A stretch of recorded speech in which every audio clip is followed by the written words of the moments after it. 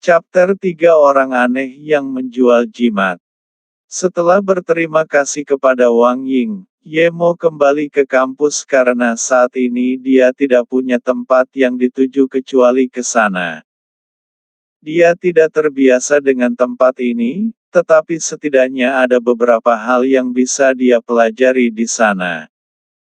Selain itu, roh Qi sangat langka di sini, tetapi tampaknya ada sedikit di dalam kampus. Setelah semua kelas berakhir, ia tidak pergi ke dosen bahasa Inggrisnya. Baginya, tidak ada bedanya apakah dia lulus atau tidak, dan tidak perlu mendengarkan ocehan wanita. Meskipun dia belum berkultivasi, ingatannya luar biasa. Jadi jika dia ingin belajar sesuatu, dia bisa langsung pergi ke perpustakaan. Pada hari-hari berikutnya, Yemo akan pergi ke perpustakaan ketika dia tidak berkultivasi. Dia kadang-kadang pergi ke beberapa kelas yang dia sukai. Adapun tidak lulus karena kehadirannya, dia sama sekali tidak peduli. Asrama awalnya menampung 4 orang, namun, salah satu dari mereka berada di warnet sepanjang hari sementara yang lainnya menyewa di luar dengan wanita, menjalani kehidupan bersama. Orang ketiga tinggal di pusat kota. Yemo sering berkultivasi di hutan kecil yang berada di luar kampus. Setiap kali ia berkultivasi, seringkali akan sepanjang malam, jadi asramanya lebih sering kosong karena satu-satunya orang yang tinggal di asrama kemungkinan besar adalah Yemo. Setiap 3 hari, ia akan pulang untuk tidur nyenyak sementara sisa waktunya akan dihabiskan untuk berkultivasi. Meskipun dia tahu bahwa tidak akan ada hasilnya berkultivasi di tempat seperti ini, kebiasaan jangka panjangnya membuatnya tidak memiliki hal yang lebih baik untuk dilakukan selain berkultivasi. Untungnya, dia memiliki ingatan yang hebat, dan akan mengingat hal-hal yang dia sukai hanya dengan sekali lihat, sehingga tidak perlu menghabiskan banyak waktu. Yemo yang tidak menonjolkan diri dalam kehidupan masa lalunya berasumsi akan lebih rendah hati setelah datang ke lingkungan yang aneh ini.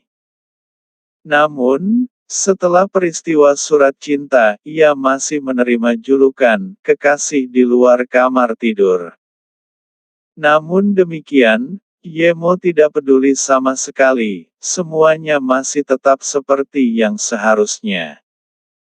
Pada awalnya, semua orang berpikir dia bermuka tebal karena memasuki ruang makan dan perpustakaan dengan acuh, tetapi setelah beberapa waktu, tidak ada yang memperhatikannya lagi.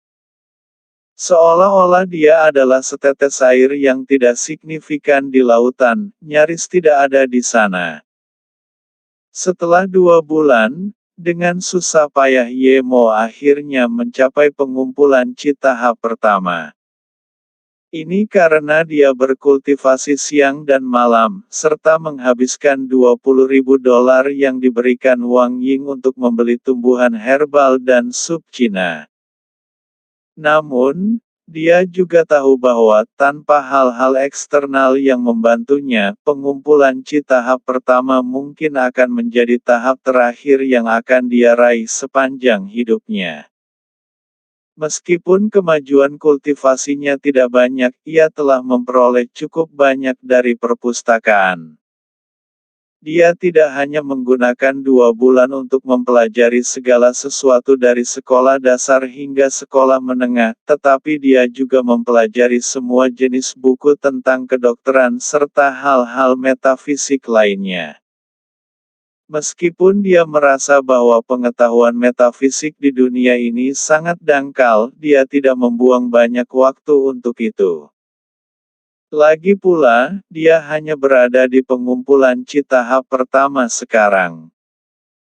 Selama liburan musim panas, perpustakaan kampus sedang dibangun, dan Yemo tidak punya tempat untuk pergi. Sayangnya, dia sekarang berada dalam krisis keuangan lagi, dan tidak ada banyak uang yang tersisa padanya. Dia hanya punya sekitar $2.000. Jika dia tidak menemukan pekerjaan di liburan musim panas ini dan mendapatkan uang, maka makannya pun akan menjadi masalah. Dia perlu berkultivasi dan itu sudah menjadi kebiasaan. Hanya kultivasi yang akan memberinya semacam arahan dalam hidup, dan tanpa uang, ini tidak mungkin. Di atas itu, gajinya dari pekerjaan tetap akan menjadi lelucon untuk dapat berkultivasi, sulit untuk membuat keputusan, meluangkan waktu untuk berkultivasi atau mendapatkan pekerjaan. Dia mengetahui cara meramu pil, namun, dia hanya pengumpulan C tahap pertama dan tidak bisa meramu pil, meski dia bisa sekalipun, apakah ada tumbuhan roh atau kuali pil. Karena itu, ia harus menyerah pada pemikiran meramu pil. Hal yang baik adalah dia juga tahu cara membuat jimat. Pada tahap pertama pengumpulan C, dia tidak bisa membuat jimat tingkat tinggi, tapi dia masih bisa membuat beberapa jimat pembersih roh tingkat rendah, jimat pengusir hantu, jimat perlindungan atau bahkan jimat bola api sederhana, dan sebagainya. Dia membeli beberapa kertas jimat, rambut musang, cinnabar, sejenis cat merah khusus, dan sebagainya. Meskipun jimat terbaik dibuat dengan darah dan kulit binatang buas spiritual, tidak mungkin ada binatang buas spiritual di bumi. Dia masih bisa melakukannya dengan cinnabar dan darah ayam setelah beberapa prosedur lainnya. Meskipun saat ini dia tidak bisa membuat jimat level tinggi, ini sudah cukup untuk jimat level 1. Jangan lupa subscribe channel Manga Bansar. Untungnya, dengan Huang Biao kualitas terbaik dan beberapa ramuan, ia bisa membuatnya menjadi jimat. Setelah semua ini, sisa $2.000 Yemo hampir habis. Cinnabar, darah ayam jantan dan beberapa ramuan murah dibuat menjadi jimat dengan aroma ringan. Beberapa $1.000 memang sedikit, karena dia hanya bisa membuat sekitar 30 jimat, dan ini tidak termasuk bahan yang dia buang karena gagal. Hal baiknya adalah, meskipun Yemo hanya berada di tahap pertama pengumpulan Qi, dia awalnya adalah master yang bisa membuat jimat level 5. Sayangnya, saat ini, jimat yang dia buat bahkan tidak memiliki level. Dengan bahan yang cukup untuk kurang lebih 30 jimat, dia hanya berhasil membuat 8 jimat. Dia membuat masing-masing 2 dari jimat pembersihan roh, jimat pengusir hantu, jimat perlindungan, dan jimat bola api. Meskipun ia hanya berhasil membuat 8 jimat, karena keberuntungan, salah satu jimat pembersih roh hampir mendekati level 1. Ini memang kejutan besar. 8 jimat diperlukan waktu setengah bulan. Rata-rata, dia bisa membuat 1 jimat per hari. Yang harus dia lakukan sekarang adalah menjualnya, dan meskipun dia tahu bahwa menjual jimat dianggap sebagai propaganda metafisik di sini, pemerintah tidak memberlakukan larangan terhadapnya. Ninghai memiliki pasar besar yaitu, pasar peninggalan zaman kuno dan harta karun laut. Itu juga disebut oleh beberapa orang sebagai taman harta karun laut. Tidak hanya semua jenis barang kuno dan menarik yang dijual di sini, tetapi ada juga orang-orang seperti Yemo yang menjual jimat.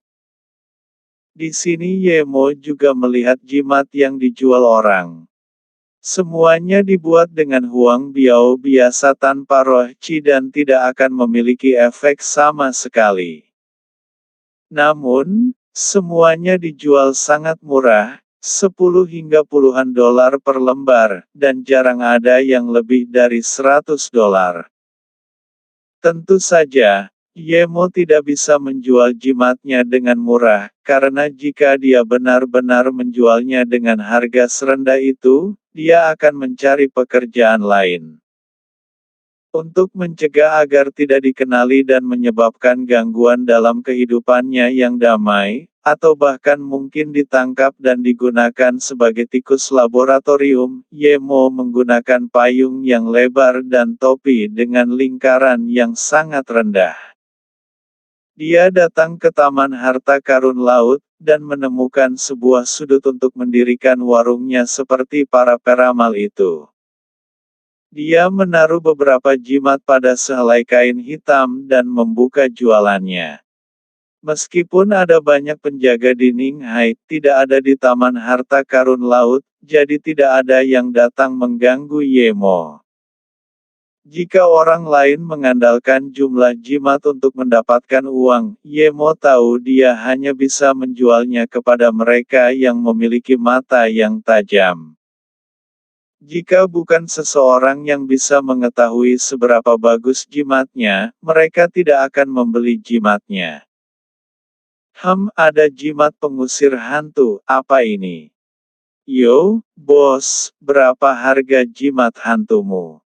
Seorang pria dan wanita berjalan ke depan Yemo, dengan pria itu yang bertanya. Yemo tidak menyangka akan ada seseorang yang menanyakan harga begitu dia mendirikan warungnya. Dia segera berdiri dengan gembira dan terkejut, semua jimat adalah 10.000 setiap satunya. Kamu gila. Sebelum Yemo selesai berbicara, dia menerima 3 kata itu, diikuti oleh punggung kedua orang yang berjalan pergi. Penjelasan. Jimat ini biasanya merujuk pada sesuatu yang terbuat dari kertas. Bom kertas di Naruto adalah indikasi yang tepat untuk menggambarkannya, dan kebanyakan dari jimat itu adalah barang habis pakai, sehingga hanya bisa digunakan sekali. Huang Biao adalah kertas kuning yang digunakan untuk menuliskan rune.